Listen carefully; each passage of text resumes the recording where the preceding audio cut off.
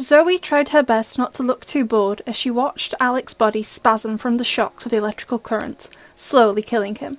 She was at Eau de Paris, the city's water treatment plant, and was conveniently one of the best places to murder someone in the city, although she wasn't supposed to be there.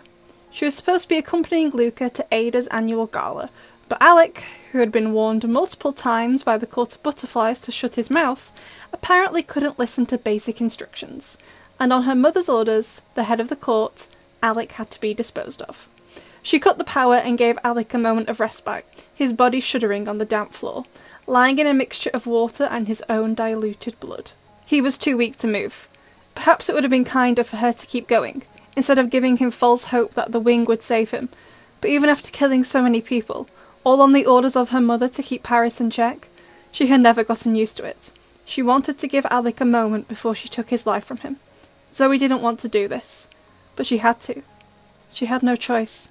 With a sigh, she yanked down the power lever, and after a moment longer, she cut it again, and Alec's body lay still in the pool of mixed water and blood.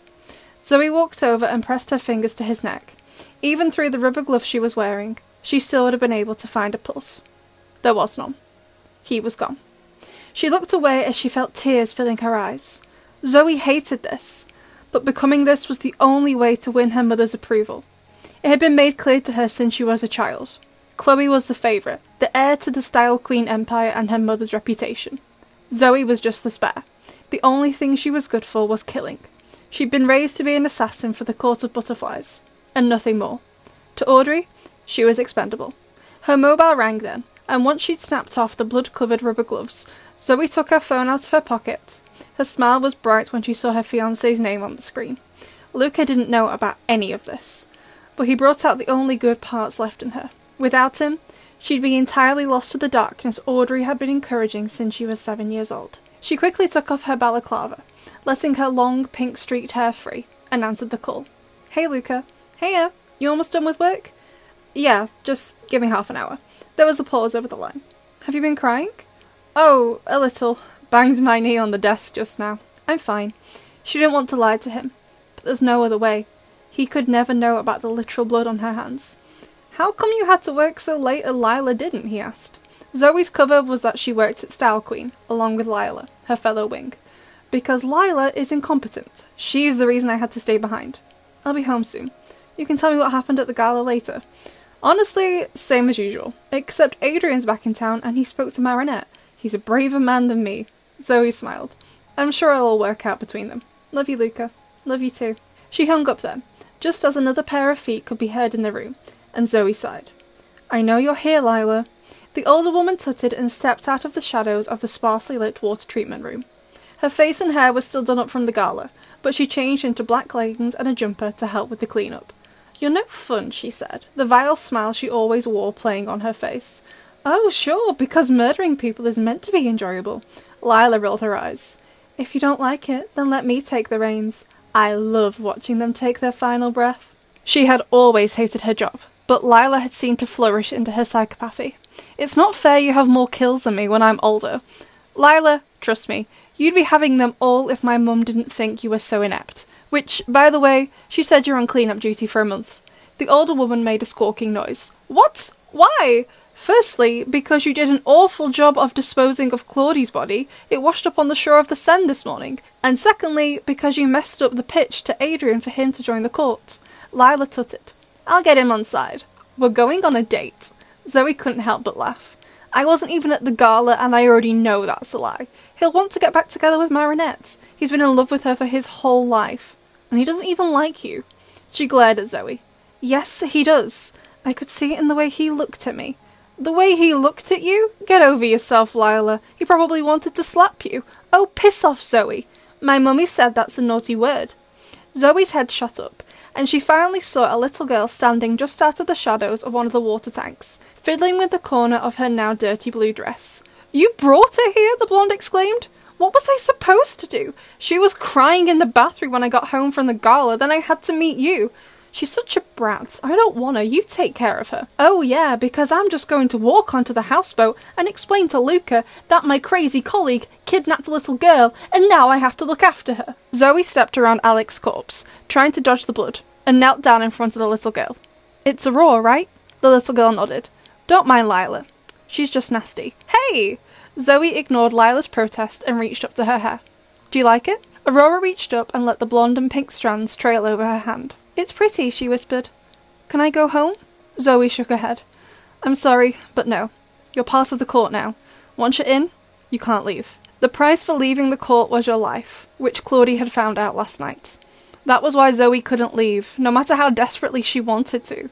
Even if she took Luca and they ran for the rest of their lives, she knew they would eventually be found, and they wouldn't have much of a life in the meantime. It was best to stay here, committing these despicable acts, until her mum decided she was worse than useless and she was retired, which was why they needed more wings to be trained up, like Aurora. Lila's a meanie, the little girl said. Zoe laughed.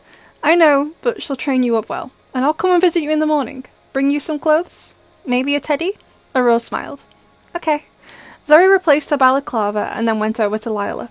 You need to clean this up. Lila rolled her eyes. It's your mess. And like I said before, you're on clean-up duty for messing up.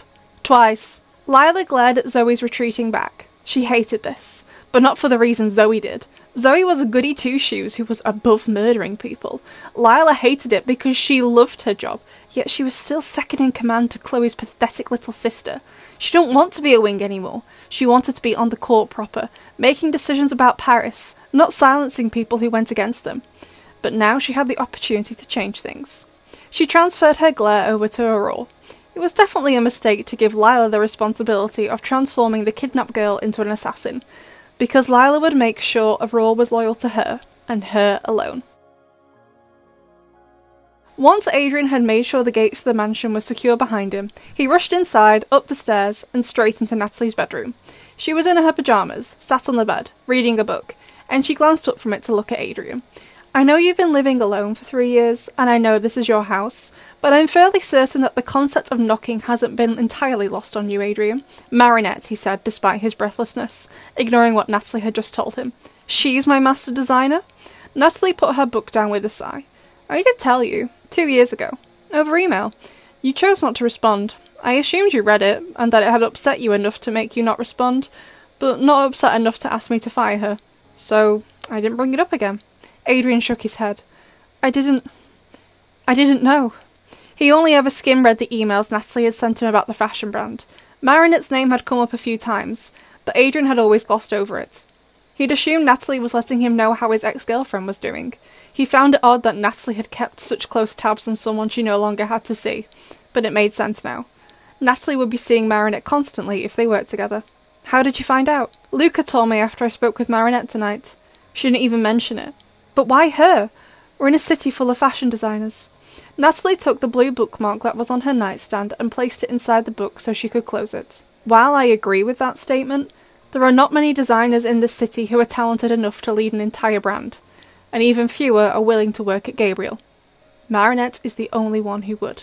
Adrian sighed and sat down on the edge of his surrogate mum's bed. He should have known.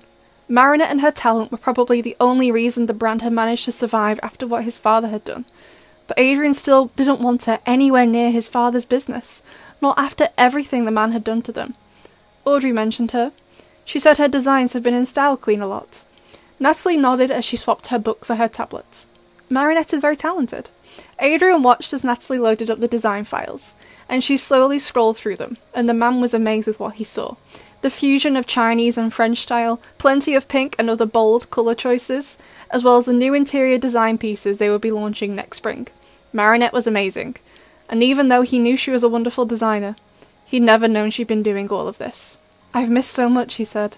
Natalie placed her hand on his shoulder. You're back now. What did Marinette say when she spoke to you? Not much. She was angry. I don't blame her. But I still love her. Does she ever talk about me? Natalie shook her head and Adrian's heart sank. Maybe she wasn't lying. Maybe she truly no longer loved him. She's still her Adrian, Natalie said. Just give her some space. Allow her to get used to you being back. Yeah.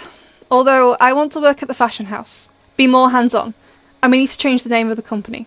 Can you draft an email? Let everyone at the atelier know that there will be a staff meeting for everyone first thing on Monday morning. Would you like me to be there? Yes, please. And I'm sorry for barging in. Natalie smiled. Just don't do it again. You look tired. Get some rest. With a sigh, Adrian stood up from the bed. Good night, Natalie. Good night. He left her bedroom and trundled along to his own. Allowing Marinette some space would definitely help her, considering how she reacted to him tonight. But that didn't mean he couldn't show her what kind of person he was. She fell in love with him because she thought he was a good person, willing to risk his life and protect Paris alongside her. He opened up the drawer of his desk, and using one of the pens that sat on the top, he opened up the false bottom to the drawer, revealing his Cat Noir ring. The day he'd left it here had been a blur. He simply packed almost everything in the room, hid the ring in its usual spot, and then left for Chloe's hotel without a second thought. He took the ring out, feeling the familiar weight of the gunmetal jewellery embedded with emeralds. He couldn't wear it again as Adrian. That was far too suspicious given its design. But all their vigilante jewellery contained trackers for safety purposes, ones he was sure Ali had monitored. He didn't know if he would be welcome as Cat Noir again, but carrying it around would show his intentions to the team. And in the meantime, there were other ways to help. More food for the homeless, activities to keep vulnerable youth away from joining gangs, and what else could he do? The primary reason the situation never improved in Paris was because of the corrupt police, but no amount of investigations or inquiries could pin down who was responsible. But there had to be a way. Perhaps it was time to talk to Felix.